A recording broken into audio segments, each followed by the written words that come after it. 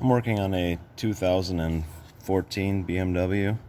It's a 5 Series, and on the instrument cluster it's just saying that they replaced the key battery. I'm just doing a quick one showing you how to do that. On this style key, you push in this little button right here, and you pull this whole back section off. That's your actual physical key. So once that's off,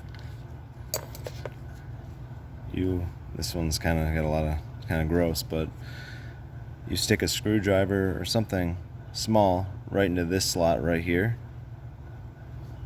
and kind of wiggle it a little, and then pry back on it, and then you'll see it opens up that back plate.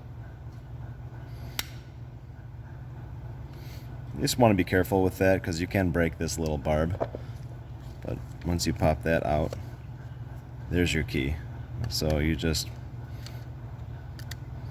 pop your key out of there, or your battery, push a new one in the same way it was, and snap it all back together. It's a pretty simple job. Thanks.